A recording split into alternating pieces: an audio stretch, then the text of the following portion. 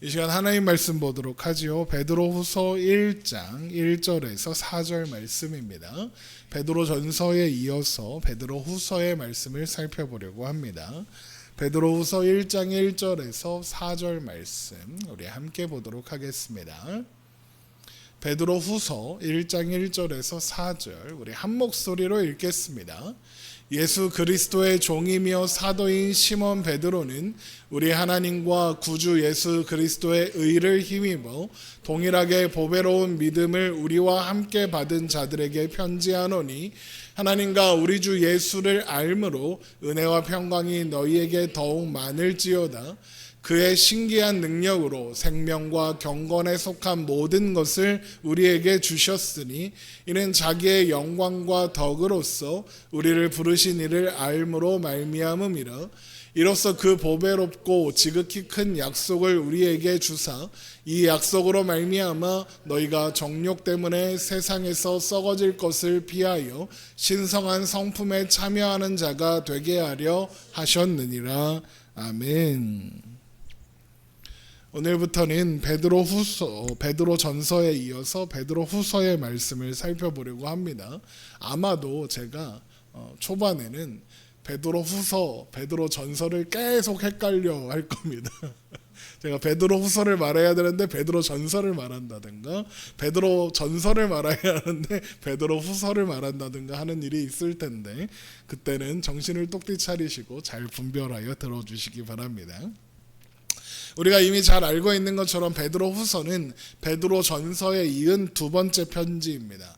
베드로후서 3장 1절입니다. 사랑하는 자들아 내가 이제 이 둘째 편지를 너희에게 쓰노니 이 두 편지로 너희의 진실한 마음을 일깨워 생각나게 하여 이렇게 되어 있습니다.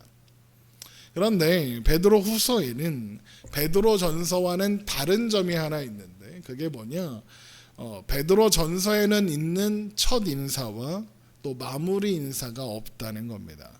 그리고 내가 이제 이 둘째 편지를 너희에게 쓰노니 라고 하는 것을 보면 베드로는 지금 베드로후서 전서를 쓰고 얼마 지나지 않아서 베드로후서를 지금 서둘러서 보내고 있는 것 같다라는 느낌 같은 느낌을 준다는 겁니다. 그러면 왜 베드로는 베드로전서를 보내고 얼마 지나지 않아서 서둘러 두 번째 편지를 보내게 되었을까? 그 이유는 베드로가 자신의 죽음을 예감하고 있었기 때문에 그렇습니다. 베드로후서 1장 13절입니다. 내가 이 장막에 있을 동안에, 여기서 장막은 육신 장만 얘기하면 됩니다. 너희를 일깨워 생각나게 함이 옳은 줄 여기노니 이는 우리 주 예수 그리스도께서 내게 지시한 것 같이 나도 나의 장막을 벗어날 것이 임박할 줄을 알미라. 그러니까 베드로는 자신이 떠날 것을 예감하고 있었던 겁니다. 그래서 자신이 떠난 후에도 남아있을 교회와 신자들에게 무언가 당부하고 싶었던 말이 있었던 거죠. 그러니까 베드로후서는 베드로의 마지막 유언인 것과 같다라고 할 수 있는 겁니다. 우리가 베드로전서 마지막 부분에서 확인했던 것처럼 베드로는 지금 바벨론에 있습니다. 바벨론에 있습니다. 여기에서 바벨론은 로마를 가리키는 은어인데 베드로는 베드로전서와 후서를 로마에 있을 때 썼다라고 생각할 수 있는 겁니다. 그런데 베드로전서를 보내고 나서 얼마 후에 베드로는 자신의 죽음이 임박했다는 것을 깨닫고 서둘러 베드로후서를 보내게 된 거죠. 그러면 베드로는 어떻게 자신의 죽음이 임박했다는 것을 알게 됐을까요? 그건 예수님께서 말씀해 주신 적이 있기 때문에 그렇습니다. 바로 갈릴리 호숫가에서 부활하신 예수님을 베드로가 만났을 때 예수님께서 베드로의 마지막이 어떠할 것인가에 대해서 미리 알려주셨습니다. 그때 예수님은 베드로에게 3번 물으십니다. 요한의 아들 시몬아, 내가 다른 사람들보다 이 사람들보다 나를 더 사랑하느냐? 이렇게 물으시면서 예수님의 양, 그러니까 성도들을 부탁했고 베드로는 주님을 사랑합니다 라고 고백하면서 주님께서 맡기신 양들을 돌보겠다고 약속했죠. 바로 그때 예수님은 베드로에게 이런 말씀을 하셨습니다. 요한복음 21장 18절입니다. 내가 진실로 진실로 내게 이르노니 내가 젊어서는 스스로 띠띠고 원하는 곳으로 다녔거니와 늙어서는 내 팔을 벌리리니 남이 내게 띠띠우고 원하지 아니하는 곳으로 데려가리라 합니다. 요한복음은 이 말씀이 베드로의 마지막에 관한 예언이었다라고 설명합니다. 요한복음 21장 19절, 이 말씀을 하심은 베드로가 어떠한 죽음으로 하나님께 영광을 돌릴 것을 가리키심이로라. 이 말씀을 하시고 베드로에게 이르시되 나를 따르라 하시니, 이렇게 되어 있죠. 남이 팔을 강제로 벌려서 띠띠우고 원하지 않는 곳으로 데려간다. 그 모습을 생각하면 됩니다. 이렇게 붙잡혀서 포박되어 줄에 끌려가는 모습인 겁니다. 그러니까 체포되어서 포승줄에 매여 강제로 끌려가는 모습인 거죠. 그리고 그때가 베드로의 마지막이 될 거라는 거죠. 아마도 베드로는 로마에 있던 어느 시점에, 아마도 베드로전서를 보내고 얼마 후에 체포되어 수감되었고, 그렇게 베드로는 자신의 마지막이 멀지 않았다는 것을 깨달았을 겁니다.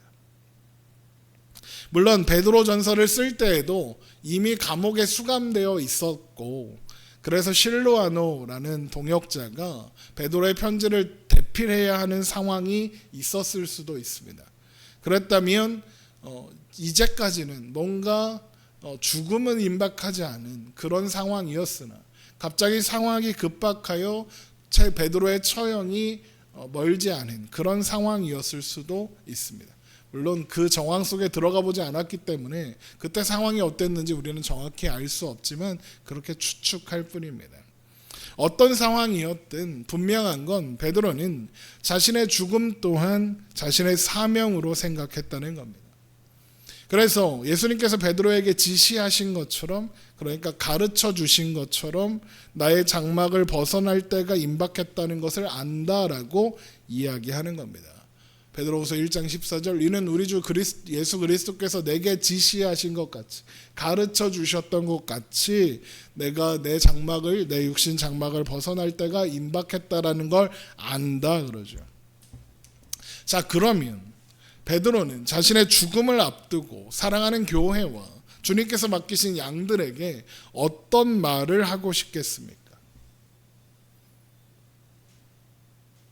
내가 죽어도 흔들리지 말아라, 이런 얘기하고 싶지 않겠습니까? 베드로가 죽는다라는 것은 신자들에 대한 로마의 핍박이 강해지고 있다는 의미입니다. 그리고 그런 와중에 지금 베드로 후서의 내용을 잘 살펴보면 그런 와중에 교회를, 그 핍박을 틈타 교회를 미혹하는 세력들이 지금 교회 안에서 압력하고 있는 중입니다. 쉽게 말하면 교회에 이단들이 들어와서 교회를 흔들고 있는 상황인 겁니다. 얼마나 좋은 타임입니까? 로마의 핍박이 교회를 향하고 있고, 그래서 교회가 힘듭니다. 그런 와중에 신천지 같은 이단이 들어와서, 야, 왜 우리가 핍박당하는 줄 알아? 이거 다 우리가 잘못 믿고 있기 때문이야. 너희가 진리를 몰라서 그런 거야. 이런 식으로 미혹한다고 한번 생각해 보십시오. 얼마나 많이 흔들리겠습니까? 그런 상황이 지금 교회 안에 있다고 베드로에게 전해졌습니다. 베드로가 그러면 그런 신자들에게, 그렇게 남아있게 될 신자들에게 무슨 말을 하고 싶겠어요? 흔들리지 말아라. 너희가 틀린 게 아니다. 나는 비록 죽으나 너희는 잘못되지 않았다. 너희가 믿는 복음이 옳다. 죽는 것으로 흔들리지 말아라, 이러는 겁니다. 그 베드로의 죽음을 계기로 해서 찾아오게 될 기독교 신앙에 대한 회의론, 그 틈을 타고 들어와서 교회를 흔들었던 거짓 선지자들의 책동, 미혹, 이미 외부적으로도 내부적으로도 흩어진 나그네와 같은 삶을 살아가고 있는 신자들이 더 큰 시험과 더 큰 어려움을 만나게 될 거인 겁니다. 그러니 떠나야 하는 베드로 입장에서는 흔들리지 말아라, 너희가 틀리지 않았다라고 당부하고 말하고 싶겠죠. 그래서 베드로후서 3장 17절을 보면 그러므로 사랑하는 자들아 너희가 이것을 미리 알았은즉 무법한 자들의 미혹에 이끌려 너희가 굳센 데서 떨어질까 삼가라 그럽니다. 미혹에 이끌려 굳센 데서 떨어지지 않도록 삼가라. 정신 똑바로 차려라.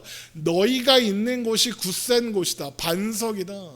너희가 지키고 있는 자리가 옳은 자리다. 그 자리를 떠나지 말아라.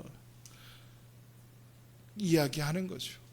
그런데 한번 생각해 보십시오. 사람이 흔들리지 말아라, 두려워하지 말아라, 미혹에 이끌리지 말아라 라고 말해주면 안 흔들리고 두려워하지 않고 미혹에 이끌리지 않을 수 있을까요? 당연히 못합니다. 사람은 자신의 의지로 흔들리지 않을 수 없고 자신의 용기로 두려움을 이길 수 없습니다. 또한 자신의 지혜로 자신의 지혜로 미혹에 이끌리지 않을 수가 없습니다. 우리는 우리의 힘으로 그 어떤 것도 이길 수 없고 그 어떤 것도 감당할 수 없습니다. 그래서 베드로가 베드로전서 내내 뭐라고 합니까?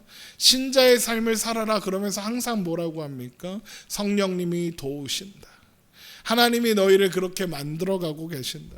신자의 삶이 비록 흩어진 나그네와 같은 삶이고 세상으로부터 모욕과 조롱과 멸시를 받는 삶이 되겠으나 모든 일에 넉넉히 이기게 하시는 하나님께서 함께하사 너희를 반드시 이기게 하시며 반드시 완성하실 테니 두려워하지 말아라. 계속 그렇게 말했던 겁니다. 그러면 베드로는 그의 마지막을 앞둔 이 시점에 흔들리지 말아라, 두려워하지 말아라, 미혹에 넘어가지 않도록 주의해라 그러면서는 어떤 말을 하겠습니까? 같은 말을 할 겁니다. 하나님이 도우신다. 하나님이 붙잡고 계신다. 그러니 그분을 의지하여 승리해라. 그런 말을 할 겁니다. 그래서 베드로후서 3장 18절에 오직 우리 주 곧 구주 예수 그리스도의 은혜와 그를 아는 지식에서 자라가라. 영광이 이제와 영원한 날까지 그에게 있을지어다라고 하는 겁니다. 예수님의 은혜와 그를 아는 지식에서 자라가라 그러는 거죠. 왜 이런 말을 하는 걸까요? 왜 그리스도를 아는 지식과 그리스도의 은혜를 아는 지식에서 자라가라 그럴까요? 아는 만큼 보이고 아는 만큼 의지할 수 있으며 아는 만큼 이겨낼 수 있기 때문에 그렇습니다. 어떤 자녀가 부모를 전적으로 의지할 것 같습니까? 부모가 나를 돕는 분이라는 걸 아는 자녀가 부모를 의지합니다. 어떤 자녀가 부모를 사랑합니까? 부모가 나를 사랑한다는 걸 아는 사람이 부모를 사랑하는 겁니다. 아는 만큼 사랑하는 겁니다. 그래서 자꾸 부모들에게 자식들에게 말해주고 가르쳐주라고 하는 겁니다. 알아야 어려운 일이 있을 때 부모에게 와서 상담을 하는 겁니다. 내가 이 말을 해도 내가 이 고민을 이야기해도 우리 부모는 나를 혼내거나 내치거나 네가 알아서 해라고 말하지 않고 진지하게 들어주고 그 고민에 함께 아파하며 함께 해줄 거라는 걸 아는 자녀가 붙잡는 겁니다. 하나님도 그렇지 않겠습니까? 하나님이 어떤 분인지 예수님이 어떤 분인지 알아야 하나님을 의지하고 하나님을 바라볼 거 아닙니까? 하나님을 아는 지식이 있어야 하나님을 의지할 수 있는 겁니다. 오늘의 삶이 흩어진 나그네 같고 불시험 같을지라도 우리의 결론이 나그네가 아니라 영원한 하나님 나라의 정착민, 하나님 나라의 백성이라는 걸 알면 그래서 이 땅에서 나그네로 사는 것은 당연한 거고 우리가 돌아갈 본향, 우리의 고향집이 있다는 걸 알면 우리가 살고 있는 흩어진 나그네와 같은 그 삶이 사서 고생하는 여행길이 될 수 있고 우리의 결론이 불시험이 아니라 불시험을 통과한 순금, 정금이라는 걸 알면 비록 그 과정이 지치고 힘들지라도 나아갈 수 있는 겁니다. 물론 안다고 쉽다는 건 아닙니다. 사서 고생도 고생이에요. 이 시간이 나를 온전하게 하고 잘하게 할 거라는 걸 알아도 아픈 건 아픈 거예요. 쉬워지지 않아요. 하지만 이 시간의 결론을 알고 있으면 버틸 수 있고 그렇게 오늘을 살아낼 수 있는 거예요. 그래서 베드로가 예수님의 은혜와 예수 그리스도를 아는 지식에서 자라가라 그러는 거예요. 예수님을 아는 지식이 우리의 흔들리는 오늘을 붙잡는 힘이 되기 때문에 그런 거예요. 그러면 베드로 후서에는 어떤 내용이 기록되어 있겠습니까? 베드로를 비롯한 사도들이 전했던 가르쳤던 복음을 굳게 붙잡아라 그 얘기를 할 겁니다. 동시에 신자들을 흔들어댈 대적에 대해서 경고하겠죠. 특히 교회 안에서 교묘한 말로 미혹하는 자들에 대해서 이단에 대해서 경고하고 싶을 거예요. 외부의 공격은 이미 오래전부터 계속되어 왔고 앞으로도 다르지 않겠지만 내부의 공격은 자칫 신자들을 큰 혼란에 빠뜨릴 수 있으니까요. 그래서 베드로후서 2장을 보면 그러나 백성 가운데 또한 거짓 선지자들이 일어났었나니 이와 같이 너희 중에도 거짓 선생들이 있으리라. 그들은 멸망하게 할 이단을 가만히 끌어들여 자기들의 사신주를 부인하고 임박한 멸망을 스스로 취하는 자들이라. 거짓 선지자들, 거짓 선생들의 경고를 베드로가 집중적으로 합니다. 그러면서 베드로후서 1장에는 베드로를 비롯한 사도들이 전한 복음이 옳다. 그것이 보배로운 믿음이나 그 복음을 굳게 잡아라 라고 이야기하죠. 그래서 시작부터 베드로후서 1장 1절 예수 그리스도의 종이며 사도인 시몬 베드로는 우리 하나님과 구주 예수 그리스도의 은혜를 힘입어 동일하게 보배로운 믿음을 우리와 함께 받은 자들에게 편지하노니 하나님과 우리 주 예수를 알므로 은혜와 평강이 너희에게 더욱 많을지어다 라고 하는 겁니다. 베드로는 먼저 자신이 예수님의 종이고 사도다라고 하면서 뭐라고 합니까? 우리 하나님과 구주 예수 그리스도의 의를 힘입어 동일하게 보배로운 믿음을 우리와 함께 받은 자들에게 편지한다 그럽니다. 베드로가 이 말씀에서 강조하고 있는 게 뭔지 보이십니까? 동일하게 그리고 우리와 함께 받은입니다. 베드로가 지금 신자들이 가지고 있는 믿음이 예수님으로부터 사도들에게 그리고 그 사도들의 제자들에게 함께 받은 동일한 믿음이라는 걸 강조하는 겁니다. 왜 이걸 강조하겠습니까? 동일하게 함께 받은 믿음이 아닌 다른 믿음, 또 다른 복음이 교회 안에 흘러들어올 위험이 있다는 걸 알고 미리 경고하기 위해서인 겁니다. 그러니까 베드로는 지금 내가 가진 믿음은 우리 하나님과 구주 예수 그리스도의 의를 힘입어 받은 보배로운 믿음이며 나는 사도로서 그 믿음을 있는 그대로 예수님께 받은 그대로 전했다. 내가 이미 전한 복음이 보배로운 믿음이며 그것을 함께 공유하는 사람들이 진정한 신자들이다라고 선언하고 있는 거예요. 또한 그래서 베드로후서 1장 2절에 하나님과 우리 주 예수를 알므로 은혜와 평강이 너희에게 더욱 많을지어다 그러는 겁니다. 같은 믿음을 공유하는 신자들은 하나님과 우리 주 예수를 아는 지식 또한 공유한다 이 얘기를 하는 거죠. 그리고 그렇다는 건 다른 믿음, 다른 복음, 다른 지식이 있다는 것이고 신자들은 그런 다른 믿음, 다른 지식을 경계해야 한다는 이야기도 하는 겁니다. 그래서 유독 베드로 후서에는 예수 그리스도를 아는 것, 하나님을 아는 것 이걸 계속 강조하고 있는 거예요. 다음 구절인 베드로후서 1장 3절만 봐도 우리를 부르신 이를 알므로 말미암습니다. 또 베드로후서 1장 8절에도 우리 주 예수 그리스도를 알기에 게으르지 말아라 그러죠. 또 2장 20절에 가면 우리 주 대신 구주 예수 그리스도를 알므로 그러죠. 21절에도 의의 도를 안다 그러죠. 계속 아는 거를 강조하죠. 그래서 베드로후서 마지막 절인 베드로후서 3장 18절에도 오직 우리 주 곧 구주 예수 그리스도의 은혜와 그를 아는 지식에서 자라가라 그러는 겁니다. 그러니까 베드로는 그의 두 번째 편지에서 예수 그리스도와 그의 은혜를 아는 것을 무척이나 중요하게 다루고 있다는 거죠. 그리고 그리스도를 아는 지식이, 예수 그리스도를 아는 지식이 베드로가 그의 마지막을 앞두고 이거 하나만은 반드시 전하고 싶다 라고 생각하는 가장 중요한 내용이라는 겁니다. 베드로는 왜 이렇게까지 예수님을 아는 지식을 강조하는 걸까? 그것이 바른 복음, 바른 믿음의 근원이기 때문에 그럽니다. 알아야 합니다. 로마서 10장 17절, 그러므로 믿음은 들음에서 나며 들음은 그리스도의 말씀으로 말미암았느니라입니다.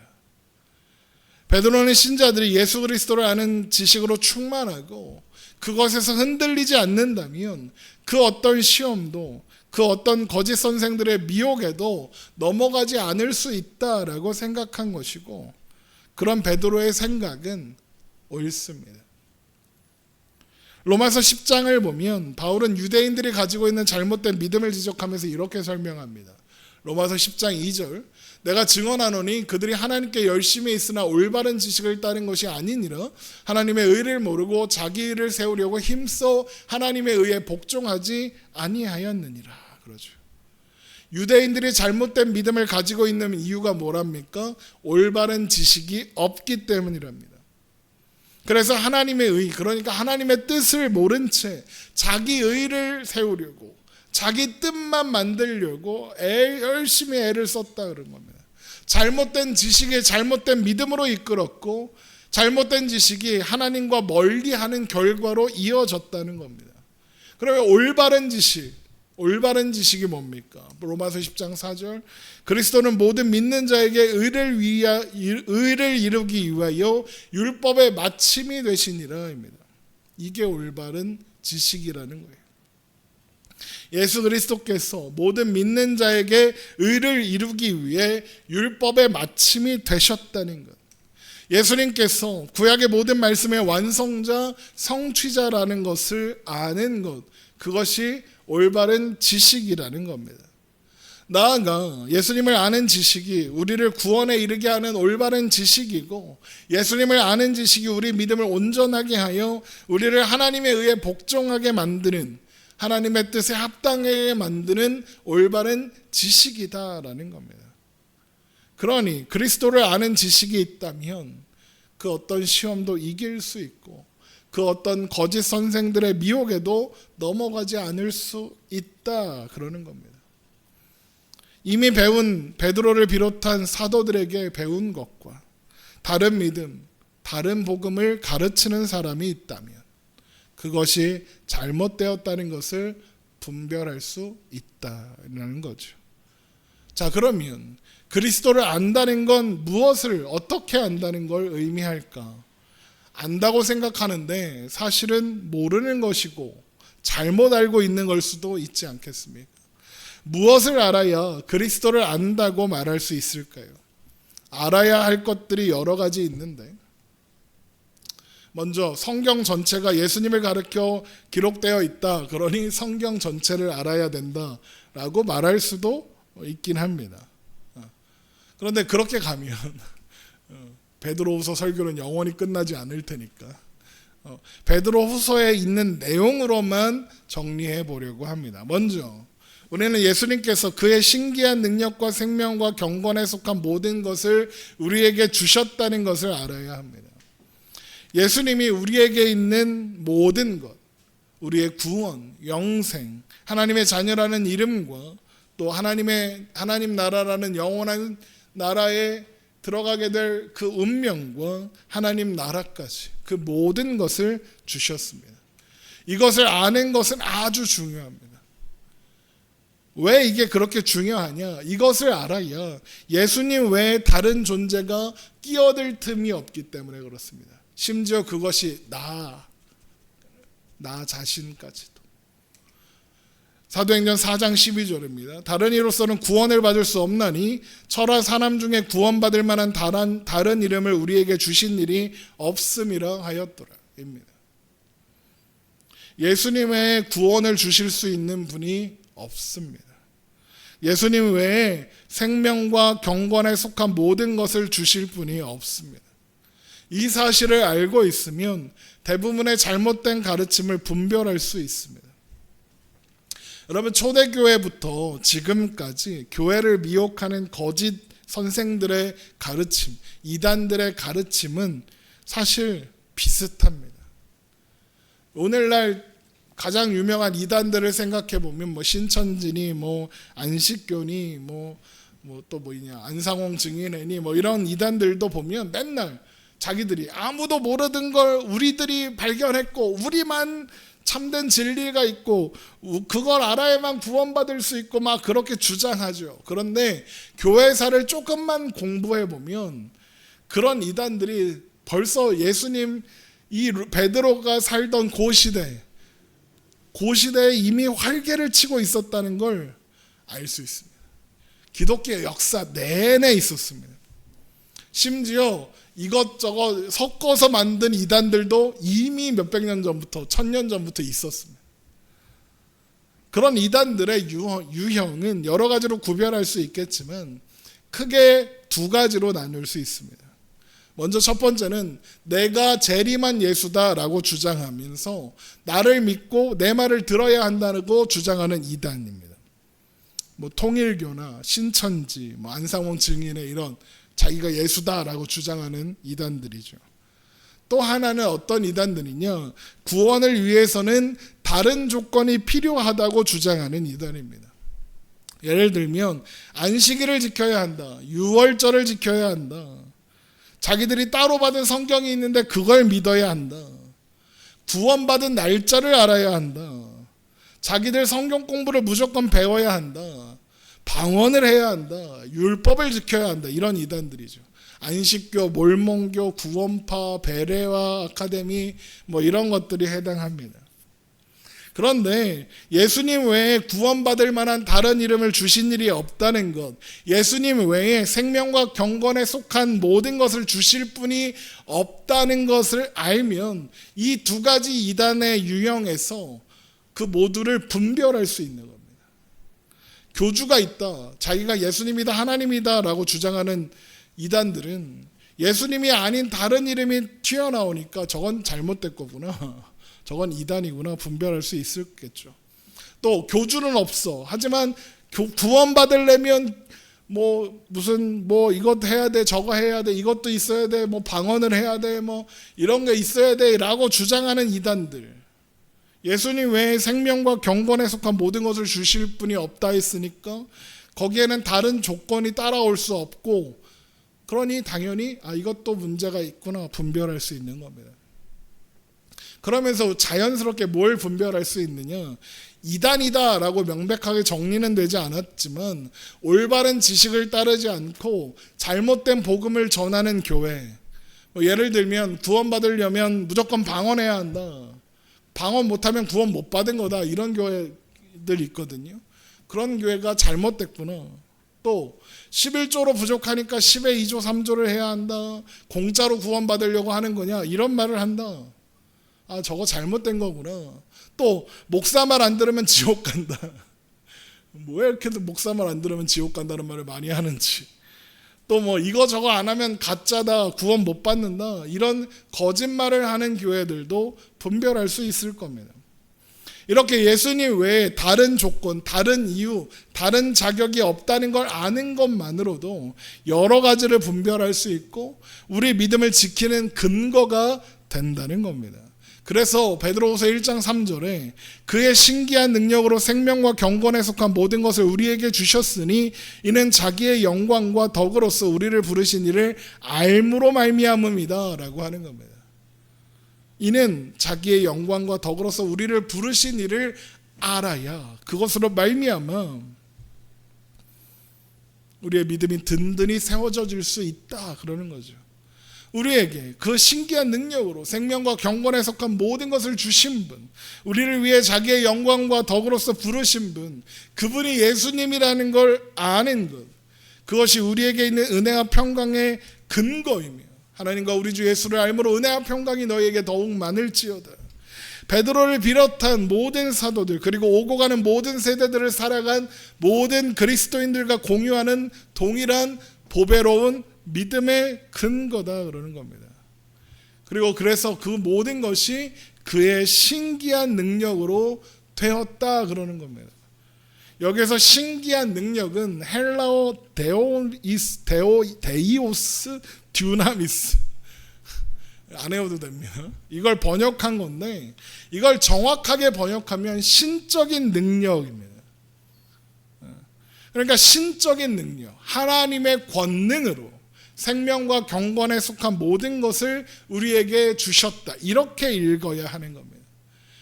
이게 왜 중요하냐? 우리의 믿음의 근거가 우리에게 있지 않다는 것을 아는 중요한 단서이기 때문에 그렇습니다. 우리에게 생명과 경건에 속한 모든 것은 우리의 결단이나 의지나 노력으로 만들어낸 것이 아니라 하나님의 신적인 능력으로 주어진 선물이다 그러는 거죠. 왜 그런 것들이 사람의 의지나 노력이나 능력으로 만들어진 것이 아니라 하나님의 신적인 능력으로 만들어낸 선물일까? 사람이 결단이나 의지나 노력이나 능력으로 그런 것들을 만들어낼 수 없기 때문에 그렇습니다. 그래서 하나님께서 친히 신적인 권능으로 오직 하나님만이 가지신 능력과 권위와 주권으로 우리를 살려 영원한 참 생명을 누리게 하시며 우리를 경건한 모습으로 만들어 가시는 겁니다. 제가 베드로전서를 설명하면서 살펴보면 내내 그 이야기를 했습니다. 하나님께서 우리를 택하신 족속이요 왕같은 제사장들이요 거룩한 나라요 그의 소유한 백성으로 만들어가고 계신다. 그러므로 우리는 이미 그런 존재다. 하나님이 시작하셨으니 완성하신다. 신자에게 일어나는 모든 일들은, 모든 변화는 사람이 자기 의지나 노력이나 결단으로 만들어낸 것이 아니라 하나님이 신적인 능력으로 허락하고 베푸신 일이며, 혹 사람이 그것을 결단하고 노력했다면 그것 또한 하나님께서 그렇게 할 마음과 의지를 주셨기 때문이지 그 사람의 힘으로 만들어낸 것이 아니다. 빌립보서 2장 13절 너희 안에서 행하시는 이는 하나님이시니 자기의 기쁘신 뜻을 위하여 너희에게 소원을 두고 행하게 하시나니 그러는 겁니다. 우리가 무언가 해냈다면 그건 우리가 해낸 결과가 아니라 하나님이 우리 안에 그런 소원을 두고 그런 마음을 두셔서 그렇게 행할 수 있도록 하신 은혜의 결과다 그러는 거죠. 그래서 베드로후서 1장 4절에 이로써 그 보배롭고 지극히 큰 약속을 우리에게 주사 이 약속으로 말미암아 너희가 정욕 때문에 세상에서 썩어질 것을 피하여 신성한 성품에 참여하는 자가 되게 하려 하셨느니라 라고 하는 겁니다. 먼저 이로써 그 보배롭고 지극히 큰 약속을 우리에게 주사입니다. 이미 우리에게 보배롭고 지극히 큰 약속이 주어져 있다 그러는 거죠. 그리고 그 약속이 이미 성취되어 가고 있다 그러는 거죠. 그러니까 그의 신기한 능력으로 생명과 경건에 속한 모든 것을 우리에게 주실 예정이라거나 주실 것이다가 아니라 주셨으니 그러는 겁니다. 이미 주어졌다는 겁니다. 이미 우리에게 생명과 경건에 속한 모든 것이 있다 그러는 겁니다. 우리가 우리의 결단과 의지와 노력과 능력으로 이루어가는 것이 아니라 이미 우리 안에 허락되어 있는 내용들이 성령님의 도우심으로 발현하고 있는 거예요. 그래서 우리는 정욕 때문에 세상에서 썩어질 것에서 벗어나 신성한 성품에 참여하는 자가 될 수 있는 겁니다. 신성한 성품을 만들어내라. 신성한 성품을 가져라. 신성한 성품에 참여하게 노력해라가 아니라 신성한 성품에 참여하는 자. 그냥 참여하는 거예요. 하나님이 만들어 놓으신 것에 참여하는 거예요.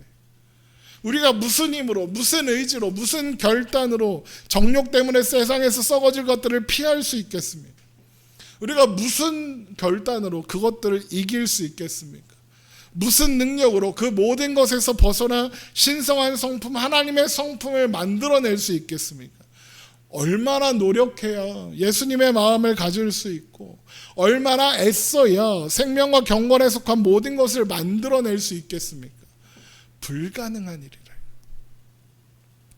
이걸 아는 게 내가 아니라 하나님이 주신 거다. 이걸 아는 게 하나님과 우리 주 예수 그리스도를 아는 겁니다. 나로서는 아무것도 할 수 없는 것을 하나님께서 그의 신적인 권능으로 생명과 경건에 속한 모든 것을 우리에게 선물로 주사 하나님의 영광과 덕으로 우리를 부르셨다. 그래서 우리에게 이 세상에서 찾을 수 없는 신성한 성품에 참여하게 하셨다. 하나님의 마음을 공유하게 하셨다. 하나님의 마음을 담은 하나님의 자녀가 되게 하셨다. 예수님께서 이 모든 것을 우리에게 주셨다. 나는 받은 것밖에 한 일이 없다. 이것을 아는 것이 우리 주 예수 그리스도를 아는 거예요. 그리고 이것을 아는 것이, 이것을 믿는 것이 오고 가는 모든 시대의 신자들이 공유하는 믿음의 내용인 거예요. 예수님이 전부다. 예수님이면 충분하다. 그러면 거짓 선생들, 거짓 신자들은 뭘 가르치고 뭘로 미혹하는지 알 수 있죠. 뭘로 유혹하겠습니까? 예수가 아니라 다른 존재가 주는 거다. 예수가 아니다. 돈이 필요하다. 예수가 아니다. 누구가 필요하다. 예수가 아니다. 목사 말을 잘 들어야 된다. 예수가 아니다. 안식일들 지켜야 된다. 예수가 아니다. 11조를 해야 된다. 방언을 해야 한다. 뭐 이런 거. 예수가 아니라 이거저거 해야 한다. 그렇게 미혹할 겁니다. 물론 대놓고 예수님은 안 믿어도 돼 이렇게 얘기 안 하겠죠. 예수님 당연히 믿어야지. 그런데 예수님 믿는 거는 부족해 그러는 겁니다. 방언도 해야지, 11조도 해야지, 율법도 잘 지켜야지, 안식일도 지켜야지. 그런 것도 안 하면서 어떻게 예수 믿는 사람이야? 그걸로는 구원 못 받는다. 그러는 거예요. 그런 자들에 대해 베드로가 뭐라고 합니까? 주를 부인하고 임박한 멸망을 스스로 취하는 자들. 예수님을 부인하는 자들이며 멸망을 스스로 취하는 자들. 스스로 멸망하기로 선택한 사람들이라는 거예요. 잘못된 믿음이, 잘못된 지식이, 잘못된 열심을 만들고 잘못된 열심이 스스로 멸망을 초래하는 결과를 낳는다 그러는 거죠. 여러분, 예수님 외에 다른 믿음은 없습니다. 예수님 외에 의지할 수 있는 존재도 없습니다. 예수님만이 우리를 살게 하며 예수님만이 우리를 온전하게 합니다. 그러면 이 사실을 아는 것이 예수 그리스도를 아는 지식입니다. 이 사실을 놓치면 가장 기초부터 놓치고 가는 겁니다. 심지어 나의 행위와 나의 열심과 나의 믿음조차 우리를 만드는 게 아닙니다. 하나님이 예수 그리스도께서 주신 겁니다. 우린 그 받은 것을 우리 안에 만들어가고 있을 뿐입니다. 하나님이 우리를 온전케 하시고 우리를 온전케 하실 겁니다. 여러분, 이 사실을 굳게 붙잡아서 우리를 흔들려고 하는 그 어떤 미혹에도 흔들리지 마십시오. 현혹되지 마십시오. 예수 이름 외에 다른 조건이 있는 것처럼 말하는 모든 다른 복음들을 멀리 하십시오. 그래서 흔들리지 않고 온전한 믿음 위에 세워져서 살아가는 우리가 되기를 주님의 이름으로 축원합니다.